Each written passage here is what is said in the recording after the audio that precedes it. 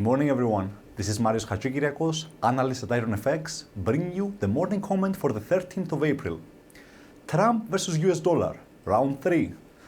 The US dollar crashed yesterday after US President Trump jawboned the currency once again, indicating that the greenback is getting too strong and that he would prefer the Fed to keep interest rates low. He continued to say that he will not label China as a currency manipulator, as they have not been manipulating their currency for months, and because doing so now could jeopardize his talks with Beijing on the issue of North Korea. EUR/USD surged on these remarks after it found support near the 1.06 level. The rate broke above the resistance, now turning to support barrier of 106.40, and during the early European morning Thursday, it looks ready to challenge the 1.0680 hurdle as a resistance. If the bulls manage to overcome that barrier, they could initially aim for the 1.0720 area.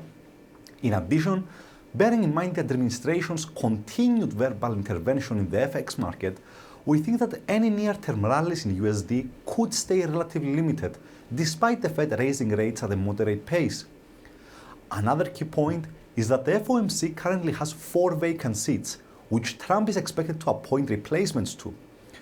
Given this shift, that he now wants rates to stay low, there is a possibility that the new FOMC appointees may have a relatively dovish tilt, a factor that could have consequences on the pace of Fed rate hikes in coming years.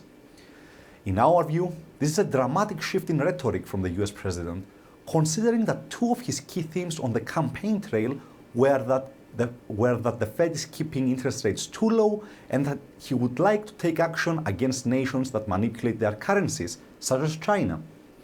We think that this swing could have lasting implications regarding what investors may expect from the Trump administration in the future.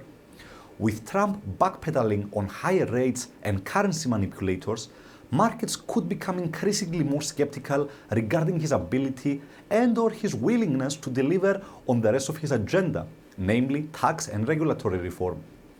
Heightened concerns on these issues could lead to a further unwinding of the post-election rally in the dollar and equities. Bank of Canada shifts to a slightly more upbeat bias. The Bank of Canada remained on hold yesterday, as was widely anticipated. The statement accompanying the decision had a slightly more optimistic tone compared to previously, but for every upbeat comment, there was a worried follow-up remark, keeping the overall tone balanced.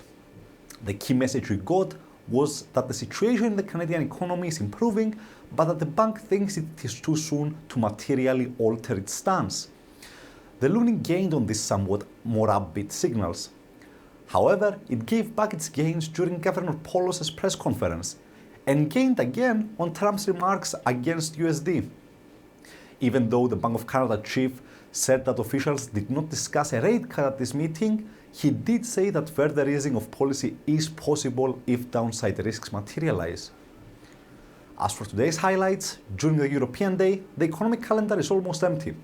We only get Germany's final CPI for March.